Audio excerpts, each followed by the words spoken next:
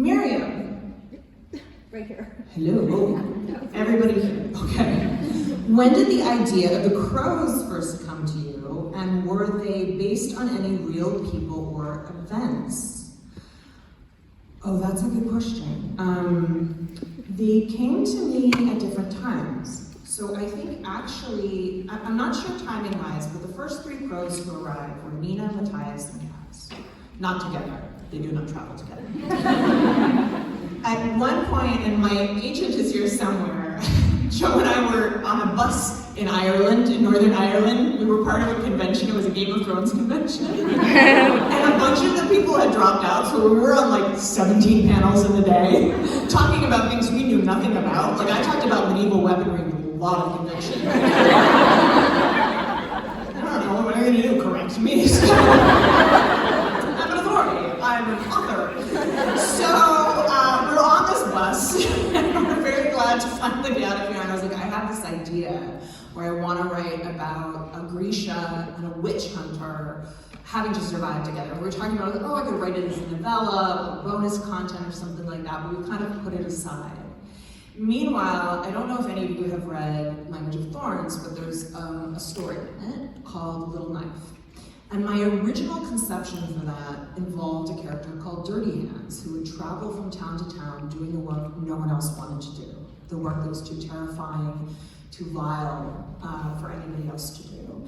And that character ended up really changing as that story evolved. But I put that idea aside, the idea of this character who was ruthless in this particular way.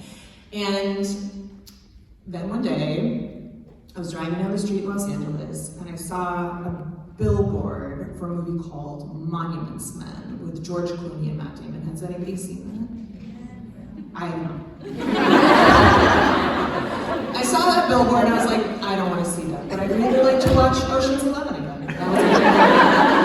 And then I almost drove off the road because I was like, I am going to write a magical heist book. I've never done this before. Oh, this is how I'm going to bring these characters together. It was like they had all been waiting in the wings, and they were waiting for their moment to sort of step into the world. None of them were really based on people I know, alas, or maybe for my benefit. So my wallet gets stolen frequently. But yeah, they sort of came together in that way, and that's why I think it's important to remember that that is how our brains work. Like, I didn't know my subconscious was working on this story, but I guess it was, so I'm grateful for that.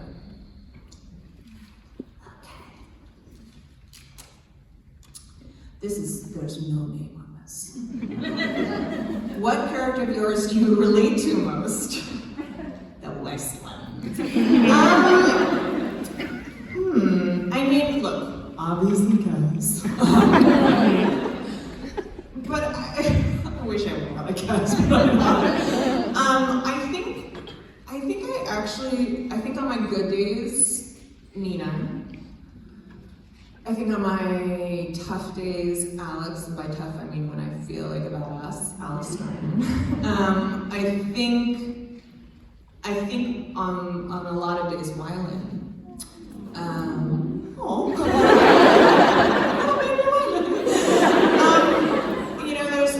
Moment where Wylan hears his father's voice in his head telling him that he's going to fail. And I think we all have that voice. It comes from different people in our lives. But when I was writing Wylan, and I was writing his shame, I was trying to send out a beacon, like to all the people who had experienced that. So I think I know he is sort of the youngest of the crows, not just in terms of age, but in terms of having actually had a childhood. But I feel, I don't know, he's very precious to me, and I think his evolution from a timid, frightened, insecure person in the shadow of his father to I'm going to push you into the river way was a very gratifying thing to write. So probably Wylan. It would all be in the next book. Hanta? All the letters are sort of smushed together, and I'm not wearing my glasses. All right, well, I'm going to read the question. If you recognize it, yell. What era or period are you thinking of or is currently inspiring you? Okay, I will tell you. Who, is it you? What's your name? Samantha. Samantha. Oh, like Samantha. Samantha. I am clever. Thank you. Okay, so I do have an idea for the book I'm going to write after the third Alex Stern book. And it is set in early 1900s Los Angeles. Okay. Thank you, did not expect that. And it's based around a murder and some poisoning. And it's I'm probably not gonna get to write that for a couple of years, but that's sort of the thing that I'm letting cook right now in my subconscious and starting to think about what the research for that might look like. It turns out I actually love writing historical fiction, which I did not anticipate and which I kind of regret. Because it takes so much work. But you gotta go where the idea is, right? The idea knocks, you open the door, and there you are, you're stuck. It's like being served for, I gotta go to work now. Okay, Natalie. Hello. Which character feels most vulnerable to you as an author? Well, I could kill them all at any time.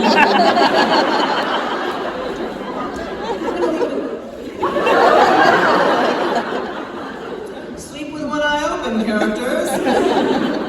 Okay, so there's no name on this one. What are some of your favorite tropes, romantic or otherwise? Guys, I don't know all the tropes. I know this is a thing. I know enemies to lovers is a thing. I've heard of one bed.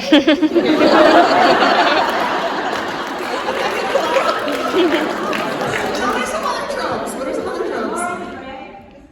Oh, morally gray. That's a trope. That's a trope. That's all my books. Give me another one. Forced proximity. The chosen one. Oh, I like all of these. Nerds doing crime.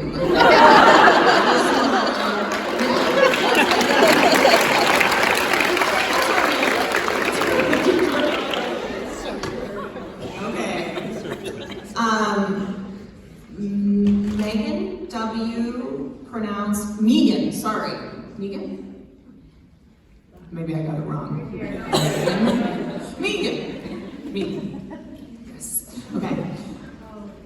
Oh, well, we already did this. What is your inspiration for the Shadow universe? I mean, okay. So I already talked about one side of my family. Over here, we got kicked out of Spain. And then there's the other side of the family. We got kicked out of Russia and Lithuania. We just, this is what we do. Yeah, I think that first sort of foray into fantasy was very heavily inspired by the stories I heard about Russia when I was a kid. Russia was dangerous, beautiful, perilous, and you could never return. And so it occupied a kind of fantasy space in my head. I think the Grisha, too, occupy a unique role in Africa, right? They are both very privileged and also they receive a lot of prejudice.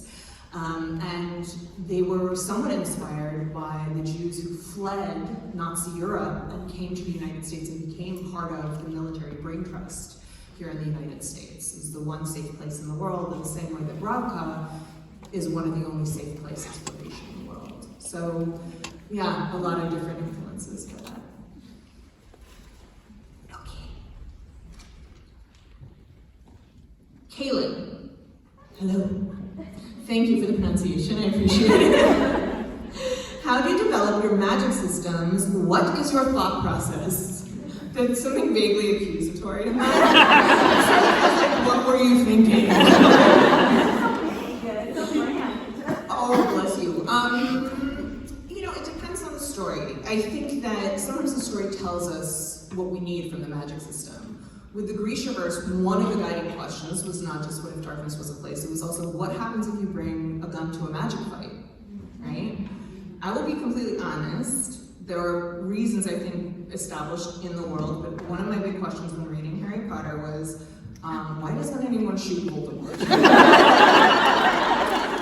And I was like, this is actually an interesting question, right? Like, obviously Horcruxes, but this is an interesting question in terms of magic. If there are no constraints on the magic, then that's a boring question, right? Somebody brings a gun and you're like, I have a dragon. Oh wait, I wrote that. Okay. But you know what I'm saying? You have to have constraints on the magic system in order for the world to function. And then you can break those rules and play around with them as long as there are repercussions for that. And that was sort of what drove the magic system of the Grishaverse. It was kind of I wanted a magical version of molecular chemistry. What happens when you speak a spell or wave a wand on the molecular level? That's what Grisha are doing, without all of the speaking of spells. For Ninth House, it's very different, right? These are people who are tampering and playing with magic that they don't entirely understand. And so I wanted chaos built into the system, and I wanted that ignorance built into the system, but I needed to know where that magic was coming from, and we are definitely start to find that out at Hellbent, and we'll delve deeper into it in the third book. And then for the familiar, so Lucia's magic comes from Refranes. So Refranes are just proverbs in Ladino, which is a combination of Hebrew and Spanish and different languages. It depends where you are. Ladino is different in different parts of the world. If you are in Turkey, it has more Turkish in it. If you're in France, it has more French in it. And Refranes are the only way that Ladino still survives. It's almost a dead language. And so I wanted her magic to come from those little pieces, those little sayings, because that was the way I had connected with the past, and it was a way for her to connect to her people in exile. So I think in general, it's you need to let the story tell you, right? What it needs for the magic and what walls you need to put up around that magic. I hope that helps.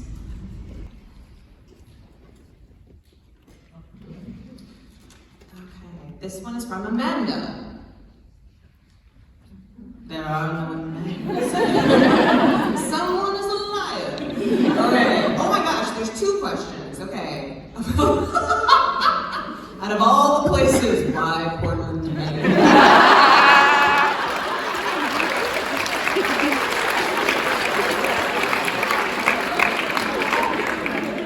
I mean, you guys are really nice. I'm like a vampire. I'll go where I'm invited. I'll show up. Say my name 3 times in about a year.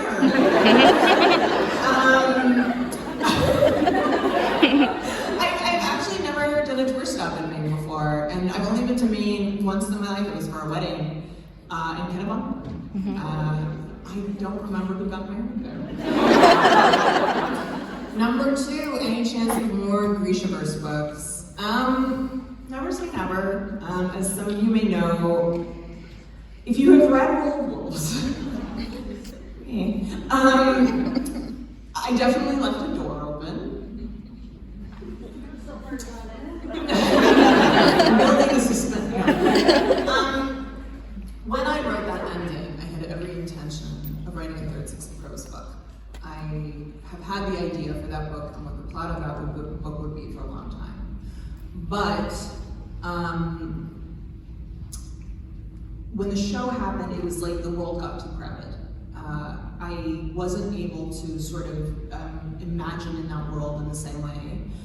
And I realized I needed a little space for the characters, and I didn't want to write a book just for the sake of, well, I said I'd do it, so I'm going to do it, or, sometimes I'll get somebody real mean, and Instagram will be like, the dark one pays your bills. I'm like, Kaz Brecker pays my bills.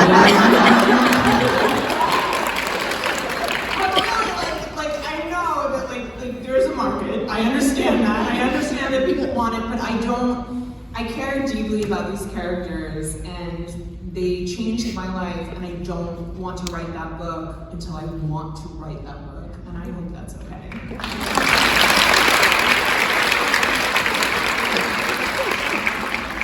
Zoe. Hello. Hi, Zoe. Okay. Who is your muse for this new book? Oh, I love the idea of news. My dog, Frederick. No. You know, I think our characters really become the people where our inspirations. I really wanted to write a heroine. I had written some physically powerful characters, some characters who had a lot of influence, whether it was magical or political. And I wanted to write a character. Lucia has magic, but it's very small magic. It's contained magic, and something she doesn't really have control over or mastery over. And her real gift is her clever mind. I wanted to write a heroine with an agile mind who really wanted to use it. And her drive, her ambition, her desire to be seen, even in a world where the more visible she becomes, the more danger she's in, that was kind of my muse, was her ambition. That was what drove me through the book and really kept me engaged in the story.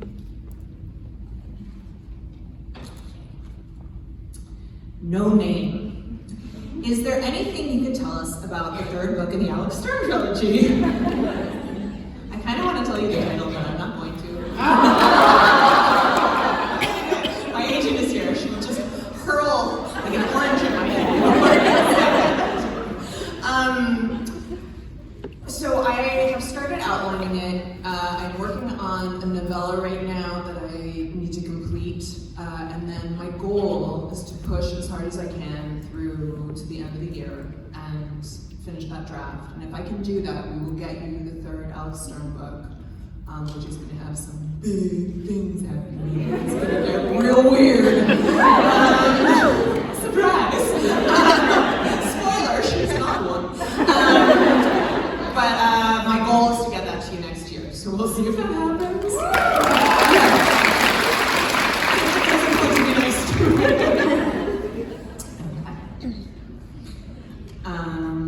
Alina, a lot of people are looking for you.